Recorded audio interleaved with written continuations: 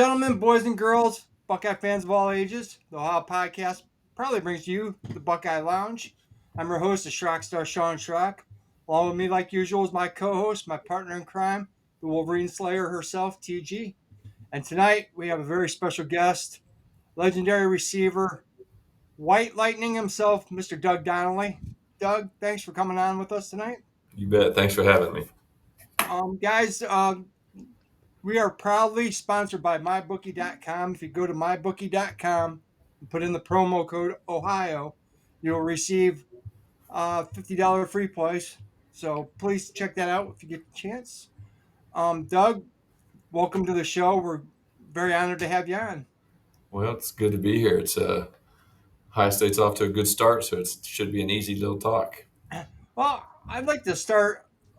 Please let everybody know the years that you played. A lot of these younger fans might not know who we are, so we want to educate people, give former players a chance to tell their stories. You bet. Yeah.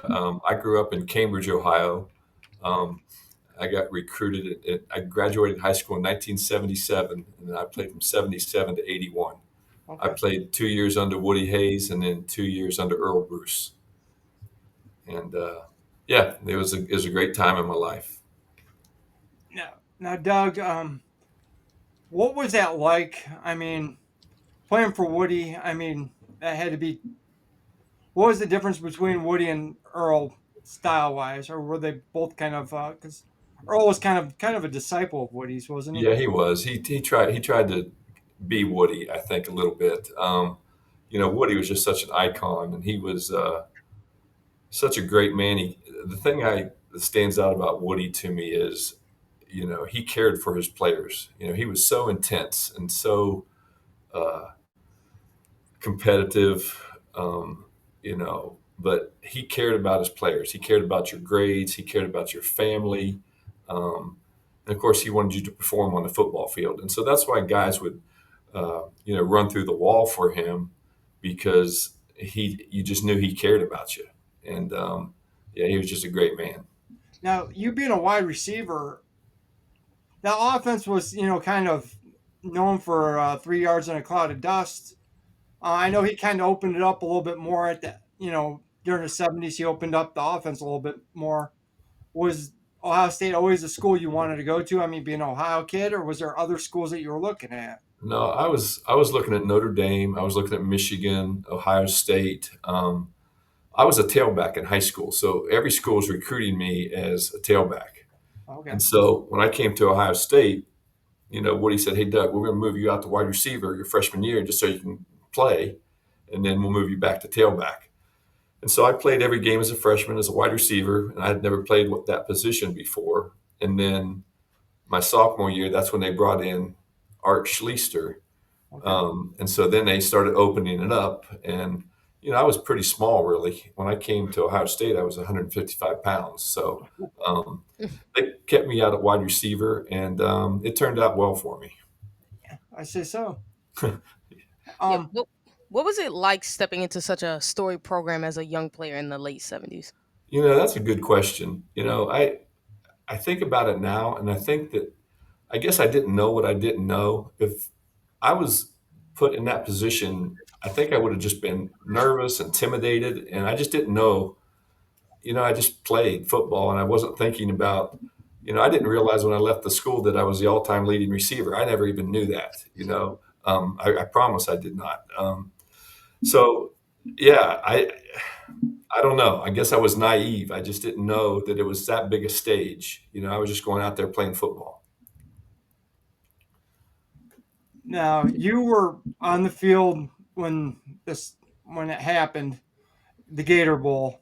Uh, they fired him right on the plane. What was that like? I mean, that had to be kind of surreal, just sitting there. And didn't he announce it to everybody over the PA that, hey, I'm no longer your coach? Yeah, I'll never forget that game, that day, that flight, everything about it. I was the intended receiver. Keith Jackson was doing the play-by-play, and Mhm. I was in the end zone, wide open, and of course Art threw it to the middle guard. The guy got tackled on our sideline. Woody grabbed him and punched him, and so yeah, Woody came in the locker room after the game and talked to us, and told a very interesting story about what happened there. And then, uh, you know, we got on the plane, flew back to Columbus. Woody gets up on the intercom of the plane and says, "Hey, I'm sorry to announce I'm no longer the head coach at Ohio State football." And we all sat on the plane. We were in shock, and no one said a word. Woody got off, and nobody got up. We just sat in our seats. And after about an hour, I think one guy stood up, and we just started filing out. So it was a shock. It was a shock for sure.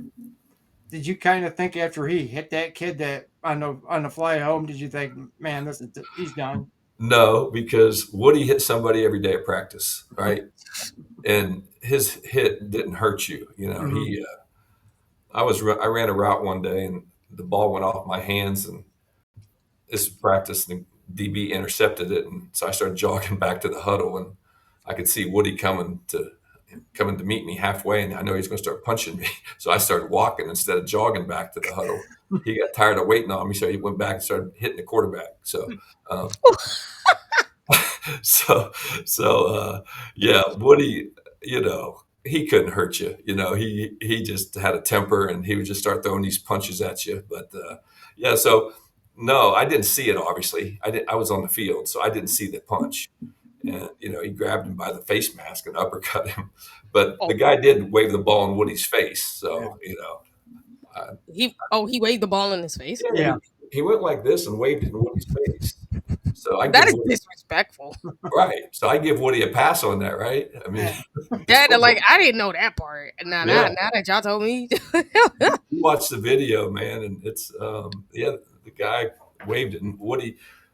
I'll tell you, I won't tell you the He- whole story just because some of the language, but Woody told us after oh, the game. He said, he says, "Do you know why I hit that guy?" And we're all in a circle, and I'm not going to say everything. He said, "Because he had it coming. He had it coming." He goes, "Do you know why?" He goes, "Do you know why?" And we're sitting there listening and waiting for his answer. He goes, "Because his great great grandfather killed my great great grandfather in the Civil War." Yeah, that's what Woody said. So he was a big war buff, and he said that kid had it coming because they killed his great great grandfather in the Civil War. So anyway, that was. I don't have a very good memory, but I'll never forget that. oh my god, that's the first time I heard of this. Yeah, a true No, story. John, no, I I can, never heard of that. No, that I can recite the entire thing that he said. When Woody talked, he always whispered and he always repeated himself. He said, "Everybody up here, everybody up here." And we got in a huddle, and would he always he would always cuss? no, not really. And the word, no, he didn't cuss a lot. No, but the one word he used in this, I don't know if it's appropriate on your. It's not a terrible word, and I've used it before. as long as it's not the F word, you're okay. No. So here's what he said. He said, "Everybody up here, everybody up here." He goes, "You probably think I'm sorry I hit that guy, don't you? Don't you?" He goes, "Well, you know what? You know what? The hiney bastard, he had it coming. You know why? Do you know why?" So he called him a hiney bastard. I don't even know what that means, but anyway. And so anyway, he said because his great great grandfather killed his great grandfather in the Civil War. So we knew at that point, okay, it might be time, Woody. It might be time. But I heard that his diabetes was pretty out of control and he didn't manage it good enough, and that he would, go off into tangents. yeah, yeah. He well, we loved him, man. You won't find any players talk bad about him, man. We loved him. He was great. He was No, great. when they were trying to replace him now, did any of you guys get to sit in on like any of the interviews? Did you see any of the new coaches coming in, or was it just No, not at one all. day? One day it was just like, hey, here's Earl Bruce, your new Yep, coach. yep. And that's a tough guy to follow, right? Follow him Oh where he yeah, is, and Earl did great. He did a good job. And we took us to the national championship game against USC that we should have won, but yeah, he and I think he did. And it's not a bad thing that he came in and tried to be, as much like Woody as he could, you know. So I have a lot of respect for Earl, and of course Woody is just he's one of a kind. my uncle actually played for Earl in high school, and he was actually my mom's high school teacher too. So my family really loved Earl. So Yeah, he's a hear a lot great guy, great coach. Yep. hear a lot of great stories about him. Yeah. Could you tell us a story about Earl? Oh, can I? Yeah. Yeah, it's also a good Earl Tell- story. Let's see. Um, well, I know that wide receivers like to do their own thing, right? And so Mhm. we were playing in the Fiesta Bowl, and you know, Earl signed a deal with a shoe company, and it was Converse. Well, I didn't like Converse. I wasn't going to wear Converse, and so every player had to wear Converse. So I put my shoes on and went out there, and he knew I didn't have Converse on, so he told me to go in and change them.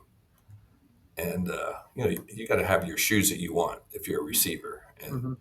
so I went in and into the locker. And this is pregame. I went into the locker room and put my shoes on, the ones that I wanted, the brand I wanted, and and I spat it up with tape, and then I put the logo and magic marker on the shoe, wearing the right shoe.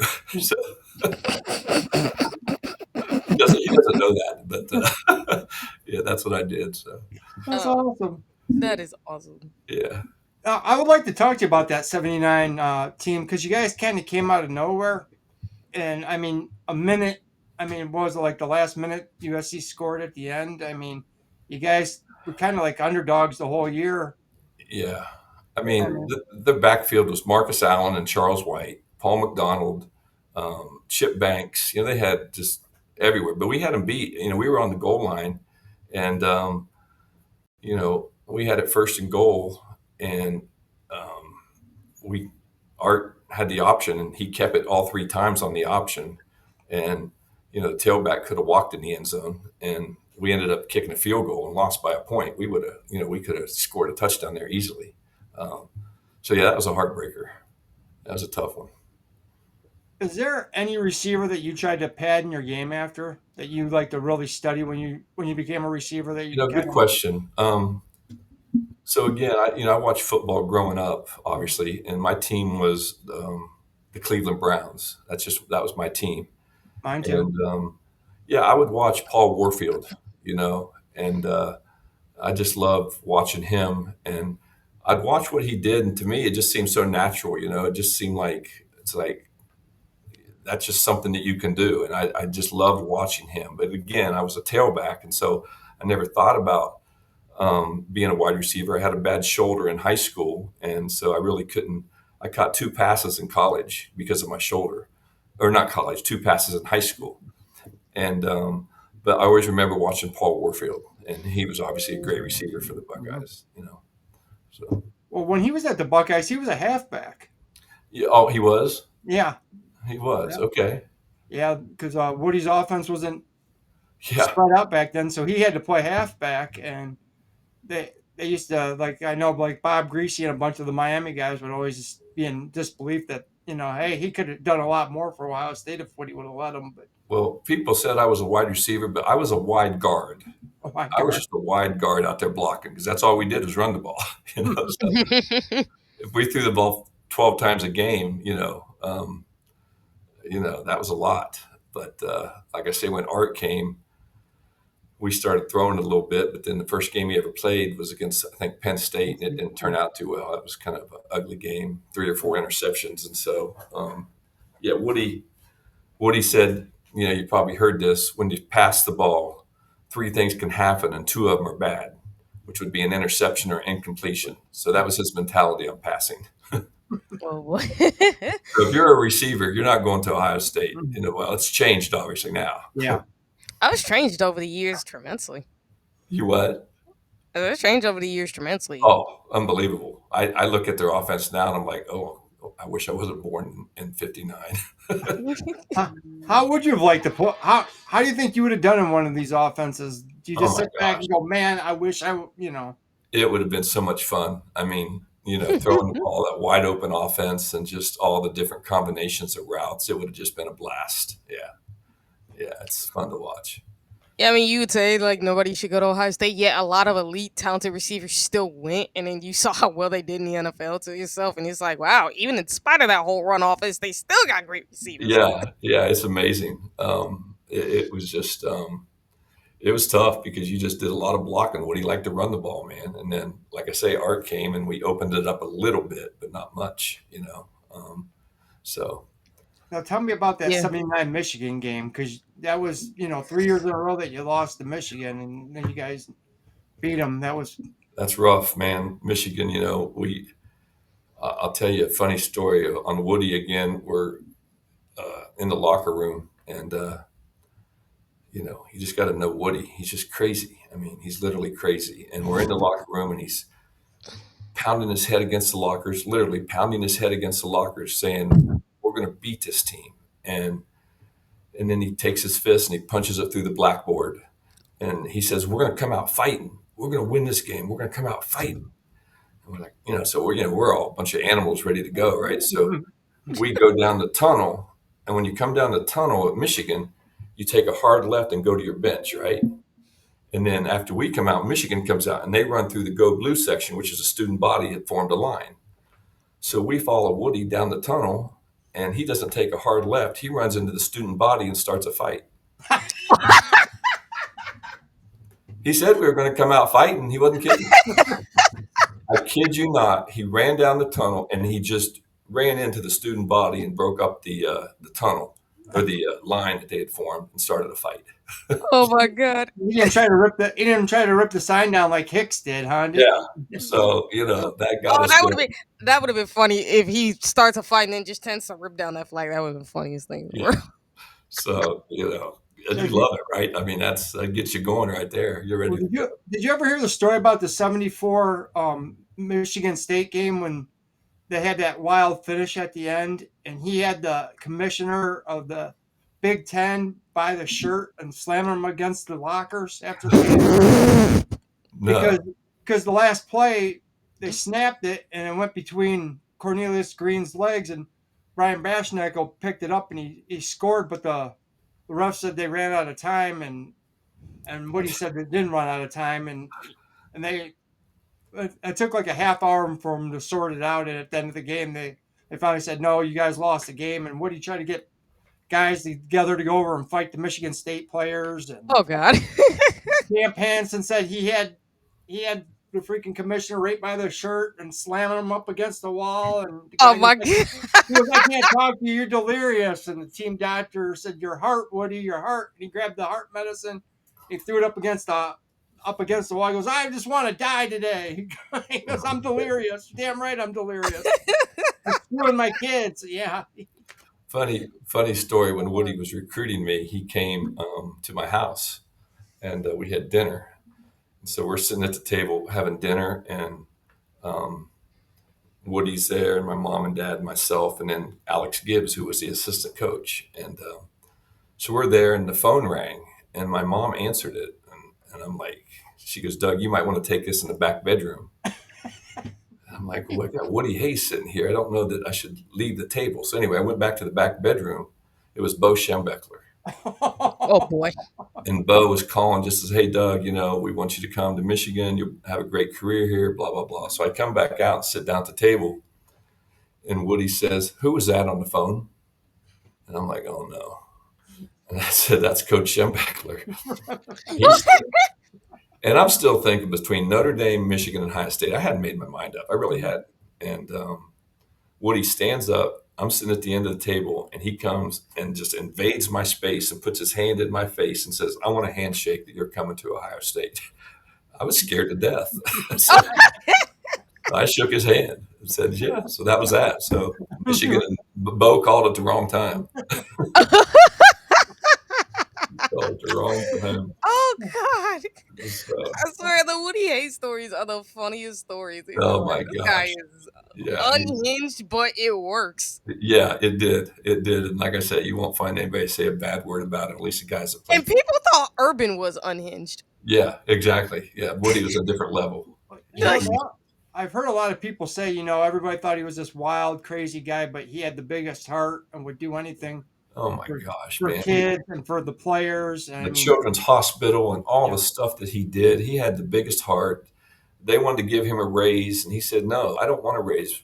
Do something for the players. Give him a new locker room." I mean, the guy he drove an El Camino, an yeah. old El Camino, you know? I mean, I went to his house. He asked me to go to dinner when I was playing one night. I went to his house, had dinner one night. I was scared to death, and I was like a sophomore, I think. And this little house was just a little house, and his wife Ann, and they're just cooking dinner, and he was such a great man, such a great man. Now, Doug, you got drafted by the Dallas Cowboys.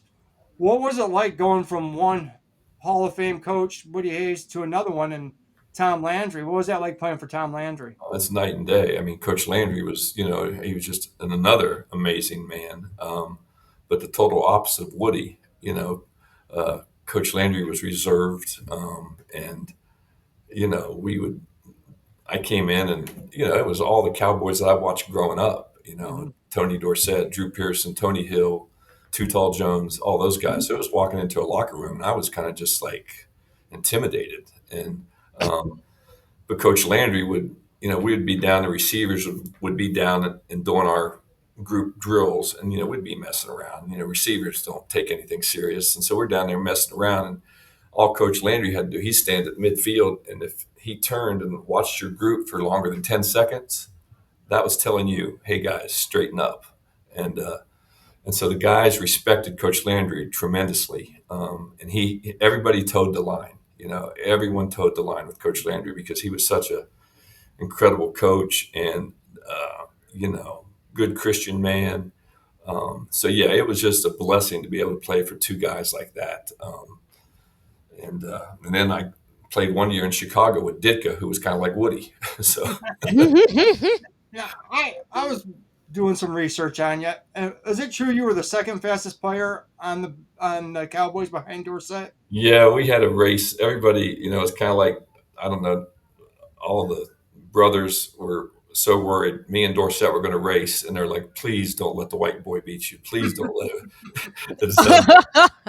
And so me and TD lined up in the practice field, and all the guys were lined up watching, and it was a big deal. And Tony is known for how fast he gets out. Man, he got out quick on me, and he knows me out. So yeah, but that was fun. And Tony and I are still real good friends. He's a great guy. Man, what an awesome running back he was. He was, man. And for his size, I mean, the guy's 5'10", 5'9.5", 180. That guy, he's amazing. But Now, talk about your speed. I mean, you're known as I think one of, if not the fastest player in Ohio State history. And given how your speed translated to the NFL, tell me, how did your speed translate to your game? Thank goodness I was fast. I told people I wasn't fast. I was scared. I mean, you got Lawrence Taylor out there coming after you, and you run fast too. But yeah, I mean, again, I had a bad shoulder. I had a good career. I had a great career at Ohio State, really. I mean, but when they come in for your pro day and they time you, that's where And so I ran like a 4.32, and so that's what got me drafted in the second round when I ran that 4.32. And so yeah, I mean, speed kills, right? If you yep, if you don't have speed, that's the most sought out skill, I think, at almost any position, speed, because you can't teach it. And yep. so I was Yeah. blessed to have, I was just blessed to have speed, and so yeah, that really helped me, get to my career. Once I started playing on a regular basis, I had that bad shoulder, and my body just wore out. That's just what happens when you just playing against guys like Ronnie Lott and all those guys that they don't have the rules they have now. They Yeah, can do whatever they Mhm. want to. So yeah.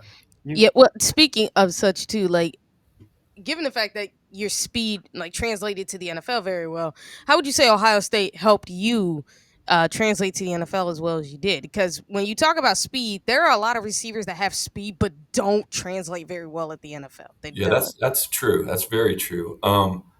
You know, Number one, just the training that went on at Ohio State and the strength coaches and just the accountability that you had.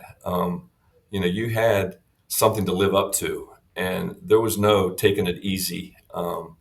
And we had great strength trainers. They didn't really have speed trainers back then, but yeah, it was just expected for you to work at a certain level. And again, we did that, and Woody was the leader of that. We worked so hard, and he had ramps. Woody was way ahead of his time. We had downhill ramps that we would run down, which helps speed up your stride rate, right? Mm-hmm. So he was way ahead of his time. So yeah, and like I said, speed is king in the NFL. It's king in college football, and so yeah, when you have a defensive back that's fearful of your speed going by him, then that makes all the difference in the world, because you get a little more separation and you can do what you want to do. So What was it like playing with Drew Pearson? Because he's a Hall of Fame receiver, and you got to, be his teammate. Did you learn a lot from him?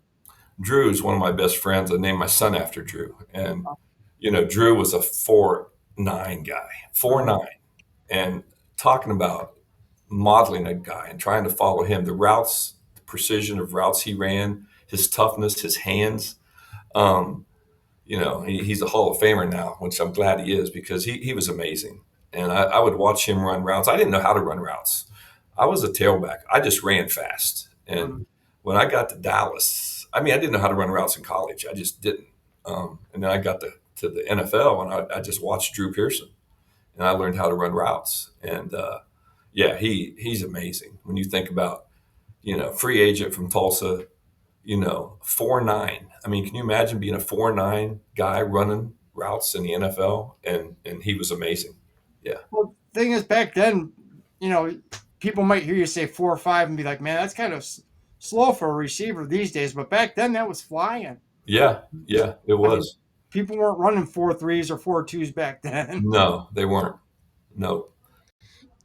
And like the reality is, and I think for speed, I think you have to have it translate, because as I said before, it's like in the NFL we've seen a lot of receivers even today where they have great speed but their game doesn't translate well to the NFL, where it's like in the NFL you don't just need speed, you can have speed is definitely important, like you need that speed, but you also need to have skill at Yes. the highest level, because you could have all the speed in the world, but you may have a defensive back that matches you. So what else can you do to get some separation and all Well, that that's other stuff? exactly right. And when they talk about guys coming out and all they are track guys, they're not really worried about it. Doesn't Hmm. have soft hands, or he doesn't know how to run routes, doesn't maneuver the defensive back, turn his shoulders. So yeah, speed alone is not going to get you there. Yep. It's just not. Yeah, you're exactly right. Speaking of such, when you because we talked about how Ohio State play has evolved since you played, and how you would love to have played in this era. What Ohio State players, Buckeye receivers in particular, do you enjoy watching yourself? Well, the guy from Seattle, what's his name? Jason Smith Najimba. Yes, amazing, amazing receiver. You know, Marvin, he hasn't, I don't think, got to that level yet. But Marvin Harrison, you just got to be in love with his big body and his hands and all that. There's just so many receivers that have come out of Ohio State. It's just, it's wide receiver now, Yeah. and that's just crazy that, and you just look at all the guys that have come out. Now they just keep reloading. Now you got Jeremiah Smith, who's, up for the Heisman, right? The guy's amazing. Carnell Tate. Martian. Carnell Tate He's a probably knows mine. Yeah, like it's like him and Carnell Tate and Jeremiah Smith. We call them extraterrestrials because they don't play like they normal. Like No, Jeremiah Smith, Martian, Carnell Tate's an alien, and then yeah, you got two of the best route runners in Bryson Rogers and Brandon Ennis, and then you got a speedster in Mylan Graham who's been adding to who's it's showing you crazy. he can do more than just speed. Like this dude can make aggressive catches, he can run his routes, and you're like. And you're excited for the other younger guys that have come in, like Quincy Porter and them from the 2025 class. Like you're looking at this, like There's not enough balls to go around for that talent pool. There's just right. it's ridiculous. Well, then you throw in the tight ends that they got. Max Clare's a stud. Then you got Delani Thurman stepping up, and then your running backs. Like you said, there's not enough balls to go And, around. and think about it too. Like you got Will Kazmarek, Bennett Christian. We got Max LeBlanc, Damon Ridden, Nate Roberts and Brody Lennon, like we are stacked. And then you look at the running back as you talk about, Bo Jackson's been showing out. I You know. got James Peoples, you got CJ Donaldson, you got Turbo Rogers, who is redshirting, and Isaiah West. Like you're looking at these guys from the little bits that they've played. You're like, this talent is so ridiculous. And how many guys did they lose from last year to the NFL? Like 17 or 14. 14? 17 to well, 14 got drafted, 17 total. Unbelievable. And now you look at what they've just reloaded with. It's Yeah. amazing. Yeah. Now, Doug, there is one question I want to ask you about one game you played in. It's a pretty historic game. I know you came up, might not be the greatest thing to remember, but the NFC Championship game that you played against San Francisco. Joe Montana. I mean, it goes down as one of the greatest championship games of all time. I know it probably hurts to be on the losing end of that, but are you still kind of proud that, hey, man, I was in that game?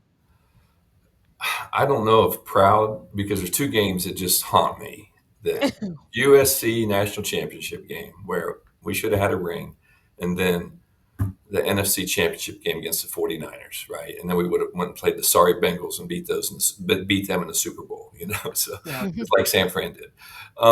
Yeah, that game, man, it's just such a tough game. I got broken ribs in that game, but we had so many chances to win that game. But yeah, that haunts me. That game right there. Did you That see was the tough. catch at the end by Dwight Clark? But then Yeah, people forget Pearson almost broke that one at the he end, but did. he got taken down barely, and And Everson Walls, he was covering Dwight Clark, and Montana threw that ball the only place it could be thrown, yeah, caught. And yeah, that was a tough one.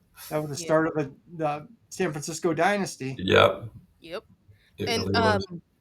yeah, and when you think about it too, it's like that's the NFL for you, just with some of these great QBs. Yeah, But you talked about Ohio State being wide receiver U. If you look back at Ohio State's history, they've always been wide receiver U. We just don't. You just think about when the Woody Hayes era, they didn't throw the ball as much, but yet you still produced elite NFL receivers. they Same in the really Earl did. Bruce era, Yeah. John Cooper, uh, Jim Tressel, Urban Meyer, now Ryan Day, where you're just seeing it fly like no tomorrow under Brian Hartline. How for you does it feel to be remembered as one of Ohio State's all-time great receivers? And which receiver today kind of reminds you a little bit of yourself? Yeah, like I say, it really didn't impact me, and I don't know why. Like I said, when I left Ohio State, I didn't know that I was the all-time leading receiver, and I look now back, and I'm like, gosh, I played for Ohio State. I did pretty good, and Yeah. so yeah, I don't know. I think maybe back then it just wasn't, with social media and all the exposure, and football has just become a different deal now. Mhm. And it may have been back when I played, I don't know. But again, I was just playing football. I wasn't thinking about going to the NFL. I wasn't thinking about number of catches. I wasn't thinking about any of that. I just went out and played football. And so, yeah, I think my best position in the NFL would have been a slot receiver, just because I was fast, but I was also twitchy, and so I was quick. And so, I look at some of those slot receivers, and I would have loved to have done that. But again, even back when I played for the Cowboys, it wasn't the wide open offenses that it is now in the NFL. They're running four wides. We didn't run four wide in Dallas. If we had three wide, it was a big deal. Um, Well, when you got Tony Dorsett, how are you going to run 4 wide? Yeah, exactly. Yeah, you Yeah. got Tony Dorsett, and so you don't need, yeah, and so yeah, I don't look back and regret anything. It was just an incredible time. I met a lot of great people, and we're all still close. A lot of guys still live here in Dallas. We get together on a regular basis, and even the Buckeyes, we get together. Our teammates get together about once a year, and Awesome. it's a brotherhood for sure. Now, Yeah. And what, I'd like to get your opinion. Now, let TG ask her question. If you'd have to say who was the best player you ever played against in college, and who was the best ooh, player you ever played against in the pros? Yeah. In college, I would say, only because of his, I don't know what to call it. Ronnie Lott was just brutal. He would just, when he'd hit you, he was just trying to take your head off. Mm-hmm. He was just, if he had the choice between the ball and your head, he's taking the head, you know. And so I didn't have to. I mean, he wasn't a cover guy, but he could hit you. In the pros, I'd say Darryl Green because Darryl Green was so fast. You know, you could put a move on Darryl Green and have him beat, and then he'd have makeup speed. You know, and make a play. Um, so yeah, that's probably Darryl Green. Well, he was the fastest man in the NFL for a long He time. was, yeah. I ran in the NFL fastest man competition, and Darryl was there, and Willie Gault, and Olympic guy, and yeah, there were some flyers. Yeah. So like now the second part of my question that I wanted to ask you, that I asked you from the first time, but you didn't get a chance to answer, which was which receiver today reminds you a little bit of yourself? Good question. Oh man, receiver today. Um, Gosh, yeah. When you asked me that, I started thinking of who. Like I said, they always had me outside because I could stretch the field. I really wanted to be that inside guy. So you know, uh, golly, I can't think of someone off the top of my head right now um, that I would pattern myself after. Cooper Cup, maybe. Yeah, Cooper's more of an outside guy receiver. He's not. He's more straight with head speed. Like I said, I had the combination of both, and I like the inside because you have so much field to work with. And I like that. More like a Wes Walker type of guy. Yeah, Wes Walker's a good guy. Yeah, that would be a good guy to and Wes wasn't a speed guy, but man, he had great hands and was twitchy and could find the holes. So Well, yeah. back then when we played Yeah. too, man, I mean, they didn't have the rules they have now, man. You go across the middle, if your quarterback put it up high, you're going to get your head taken off. Yeah, you are. Yeah. You know, if I had to say like one I thought of, even though I don't think he has quite your speed, Emeka Ibuka, just because he could play in the slot and his Yes. ability to also play out wide is also like so. Yep. So and your skill set definitely fits that where you could be an outside receiver and an inside at the same Yeah. time. Yeah. That's good. And he's a great receiver. I'd be honored to be put in the same category as him because yeah, he's a great receiver and being able to because I wasn't short. I'm 6'1", so I'm not that 5'10" guy. Like the slot receivers are kind of small and twitchy, but I felt like I could play inside or outside. Yeah, that's what I was getting at. Is like which like because you don't have to like be just considering yourself a slot receiver. I mean, you're that type of versatile receiver where you could play you could play in out.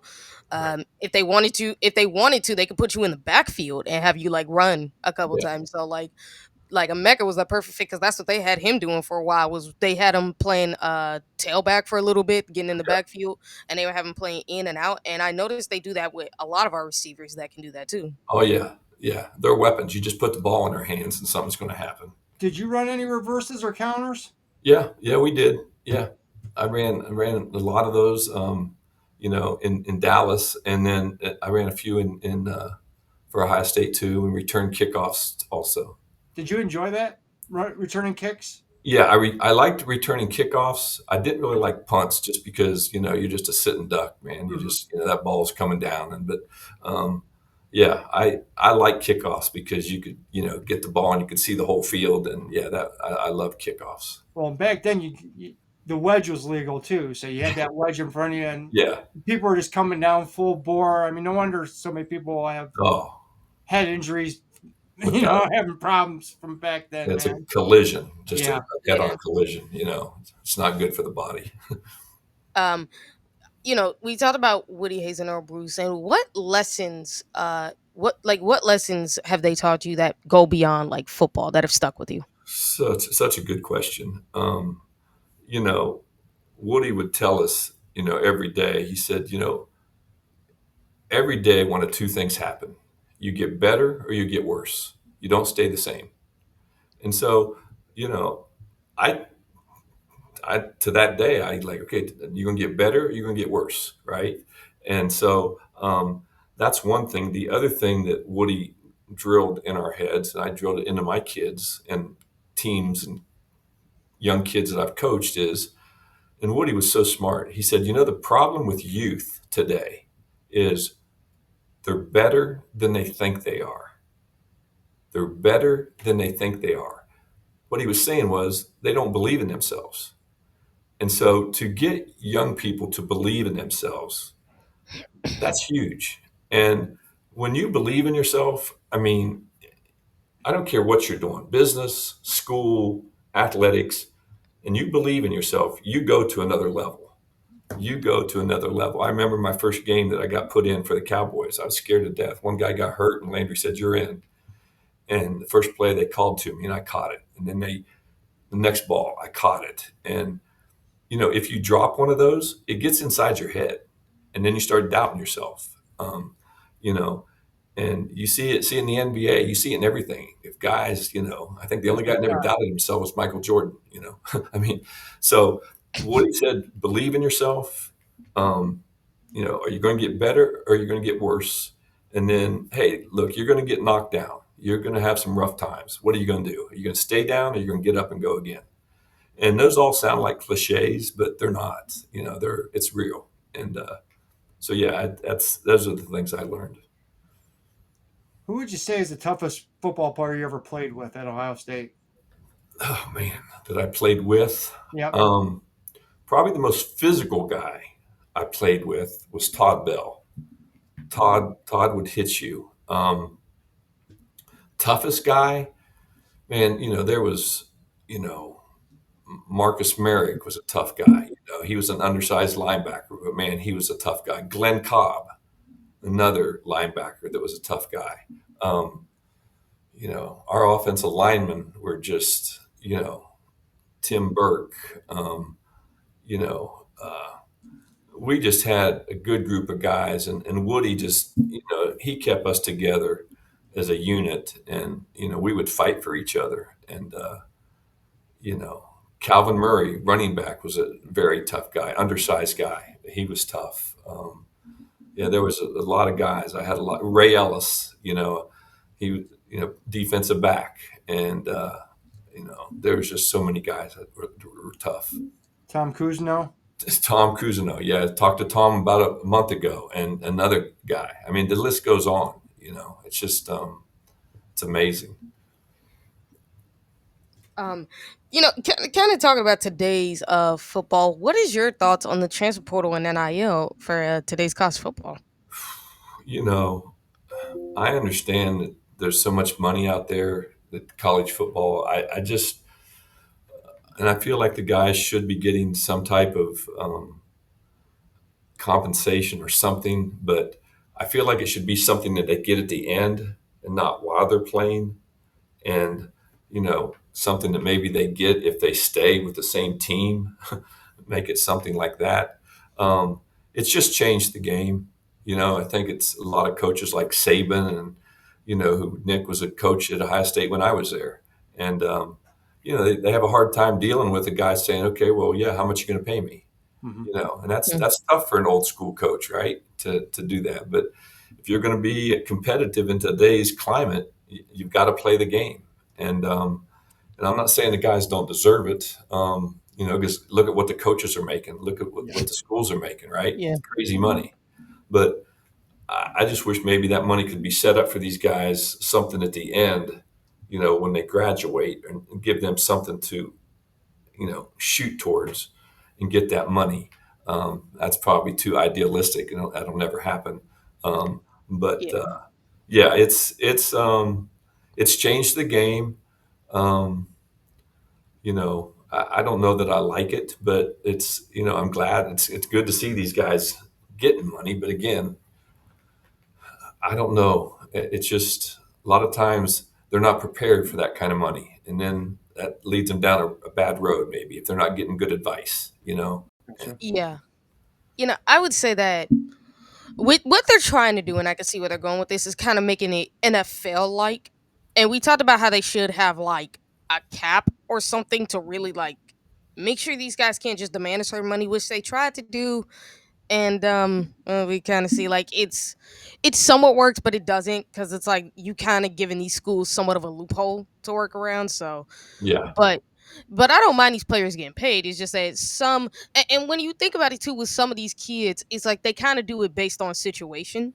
Like some kids don't have the greatest like financial situation, so sometimes you're gonna go where it pays you the most money to support your Sure. family, Right. to help get them out of a bad situation in some sense, to give them comfort. On top of the fact, now some may just do it just to be greedy, and others, there's some like Jeremiah Smith who know that the money will come with the harder hard work, so they don't care about it or demand it as much. They just like they know they're gonna get paid if they put in the work.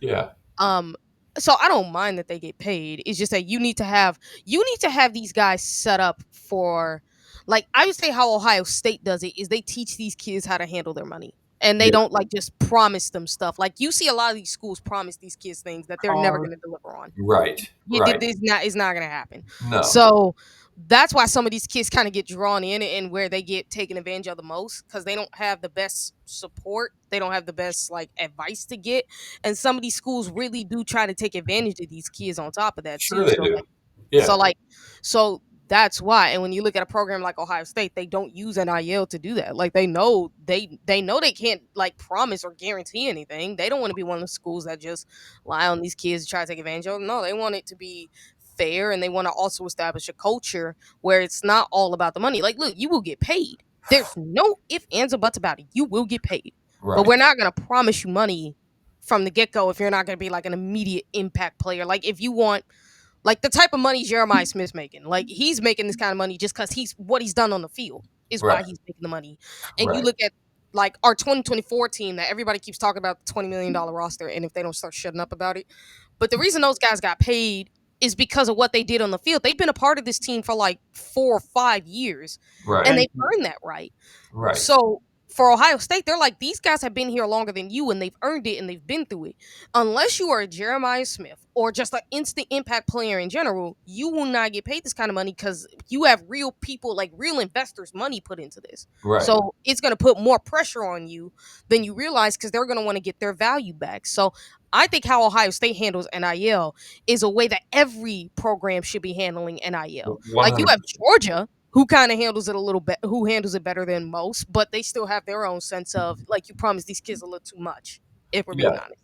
You still kind of do, but it's like it's not as absurd like like USC or Texas or some of these other schools that have these big dollar checks.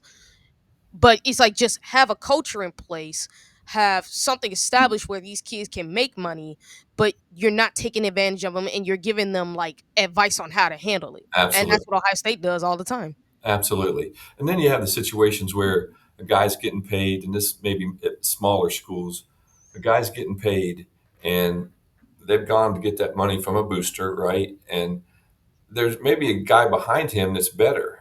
Well, if that guy behind him that's not getting paid is playing and they play the better guy, what's that booster going to say? Hey, I just gave you 100 grand for this guy. He's not playing. Yeah. And that Yeah. happens. And so it hurts, I think, some, because if they want to go back to that booster, they're going to say, "Last, I gave you 100 grand for that guy, and he didn't play." So they can't go back to that guy again. Yeah. So there's things like that that go on. It's just hard, you know. Like 3 years ago, they had a guy they got from, I think he was from Louisiana Tech, or he was an offensive lineman that Louisville. they paid like $2 million to, and he didn't even play. He ended up Yeah, it was transferring to Toledo. Victor Victor Cutler. Cutler. Yeah. Yeah. He didn't And even he play. was not great. So like, and they kind of learned their lesson from that when they realized, okay, we need to probably start paying, because Victor, when he got here, they thought he'd be a good offensive lineman, and then when he got on the field, oh my God, was he terrible. So like for Ohio State, it was like, okay, we got to do real evaluation and start like paying the guys that we like that are currently on our team. Not only just pay them good money, but if we're gonna pay players, we need to make sure if these guys can actually get on One the hundred field. percent, and they're going to miss on some. It just It happens. happens. Look in the NFL, right? You see guys Exactly. that first round draft choices that they miss on. You're going to miss on some people, but again, you know, I believe if you go and check out the kid, not just his performance on the field. Coach Landry, when he drafted the guy, his number one thing that he looked for before anything was character. Ryan Day. Character, right? You win with what would he say? You win with people, Yep. right? Young Yeah. people. You win with people. I mean, and Coach Landry, it wasn't about talent. I mean, yeah, he won talent, but that was like third on the list. Character was number one. And you guys know how important culture is, Yep. and Yeah. having people that got your back and are just strong people, and that's who you win with. It's funny. I was just watching a thing on Paul Brown, and he had a list of, things that he would go through, and checklists. I mean, it was all character stuff before he got Yep. the talent, and that's, he wanted the Cleveland Browns to be respected and be, he didn't want players out chasing women late at night or drinking or smoking. He caught Absolutely. one guy for belching at during a team meal. I mean, he got rid of this guy. So I Yeah. mean, Yeah. Yeah. And then when you think about it too, like that's always Ohio State's number one thing is character. Like, Yep. and it's always has been for them because they're not just looking for talent. Like, yes, you could be talented, but you need to fit the culture. You need to have the character that we're looking for, which is why, like, when you and I think when it comes to a lot of teams, there are four qualities you look for in a player. Talent is a quantity, as I always say, because it's something that is important to have, but it's just a quantity. You need like four qualities, which I believe is leadership, character, traits, and intangibles. Those are the four things you need. 100%. 100%. And NFL and NBA and college football, like any sport, that's what you need at the utmost. there's a lot of guys with talent. A yeah. lot of guys with Mm-hmm. talent. That's not going to take you to where you want to go just for talent. It's just not. Well, if you look Mm-mm. last year after the Michigan game, if we didn't have a strong culture, that team would have folded. Mm-hmm. They would have Yeah. fought. They would have blamed each other, and that team Yep. would have gone nowhere. I And Yep. think mean, about it, that player only that player like that meeting the players arranged where they did like kind of pretty much call each other out for the mistakes they made, but also called out their head coach and Ryan Day like taking it and even owning the fact he didn't set them up for success and all of them coming together saying we still have a chance to win the Natty, let's go out there and do it. That shows you just how strong a culture is Right. your culture is only as strong as you show it because when you deal with adversity, how do you handle it? Right. exactly. And one of the toughest things is, when you build a culture like that, you're unstoppable. And trying to get that culture in the real world is difficult. That's not Mhm. impossible, but it's close to being impossible to get that culture where you got everybody. Because in the real world of business, people are going against each Fighting. other, talking, and if you're in that type of business culture, you're not going to be successful. And so creating that culture, it's not just a word; it's something that you got to make happen. And when you make it happen, great things happen. Now, Doug, do you sit back and look at this Buckeye program with pride that you're part? I mean, that culture has been there since Woody. I mean, probably since Paul Brown's been there. It just kept Yeah. going with Woody, then it kept going with Earl, then it kept going with, Urban and Trussell. I mean, you guys build And a nowadays. strong culture. I mean, look how many years it's gone on, and there's never been any rebuilding periods. Maybe every once in a while you have one bad season, but never be two or three in a row.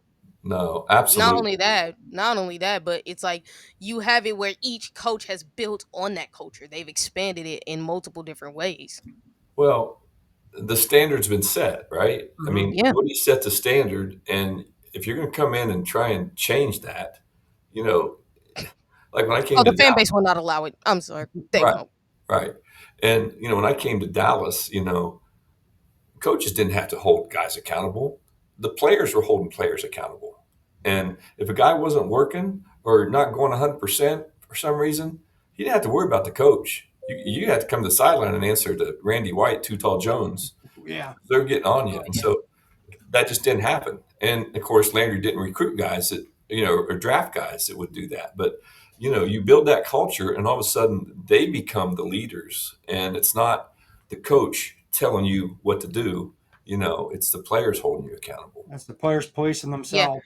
I Yeah. think that's the thing that's even missing in the NFL. Like you, because Doug, you had asked me if I was a fan of the Chicago Bears. I said, heck no, not to the. Like they got some players I like DJ Moore, Jalen Johnson. They got former Ohio State guard Johnson.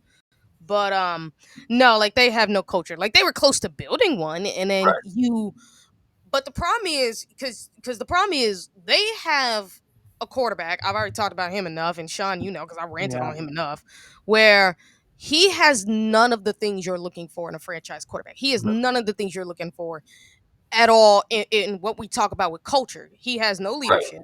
Right. He has no intangibles. He has no character. He really just acts like a total diva. Yeah. And he also is he has no like traits at all. Like he acts so spoiled. He Yes. has no leadership. And in like the worst type of situations, this guy just does not have it. I don't care how Where talented you are. Yeah. yeah, like he has talent, but this is the problem. And then not only that, but and Sean, we talked about it on his show as well. The article that came out about him, about how every NFL team noticed this guy cannot take criticism. He doesn't like it's like it don't register with him. Mm-hmm. It's kind of so when you don't have that, especially among your quarterback, because your quarterback is supposed to be one of your leaders, even if he's not a captain. He's Right. supposed to be a leader as far as being able to, be have the character to be a guy that the team rally around, be the leader when things go bad, when adversity hits, have the integrity of everybody and That be people able to look have up to. everybody's Exactly. yeah, like you're supposed to have all that. You're supposed to have Right. the traits and the intangibles to even show that you can be that guy on and off the field. And they got rid of one guy who had it, and then you bring in, and it's like you're not looking for those things. And that's what I think a lot of NFL teams are missing. I've even seen this with Tomlin at times on the Pittsburgh Steelers, where you're bringing in guys that don't fit Pittsburgh's culture. Because Pittsburgh's culture reminds me a lot of Ohio State's. Mm-hmm. In a lot of ways with how they handle stuff. But some of the guys he's brought in, like George Pickens, who's a total diva, and somebody like Kenny Pickett, some of these guys who have just total diva energy, and it's like because you believe you can fix them. It's like you want to build a culture, you want to build a Super Bowl contending team, you want to build a team for the future, establish a like. If a culture's already been set there, keep that culture there. Bring in Exactly. guys that fit that culture. It's like Absolutely. what the New York Jets are trying to do. You're trying to build a legit culture, like how the Detroit Lions did it. They Right. brought in guys that fit their culture, that had the character, the leadership, that had the intangibles, the traits to go along with that talent. Guys who can step up when adversity hits. They don't cower. They step up and they lead. So, And like, you're missing that not only in the NFL, but you're even missing that in college football and a lot of college football teams nowadays. And it's like, if people could just have that, you could see successful, like what Nick Saban did with his dynasty. That man kept a culture for so Right. many years, which is how he maintained his dominance. So if Right. you want to have that going for you, you want to have a successful franchise, have a culture set and maintain that culture. That's what and bring Absolutely. in players that do that. Well, and what the amazing thing is about what you're saying is, how does the people at the top that are bringing in these players not make that their number one focus? Exactly. I don't understand it. I mean, these guys aren't like just off the, they've been around the game. They know what it takes to win. So why don't you? That's who you focus on, and it doesn't happen. Yeah, I mean, same with coaches too. Like you got to bring in the coaches who can also establish and build That's that culture exactly too. right. Yes, And exactly. sometimes they don't do that either. Right. Yeah. Well, that's one thing about this new era of college football that's going to cause problems. Is we saw with the team up north, they paid that young quarterback a lot of money. What's he doing on the sidelines? He's fighting with people.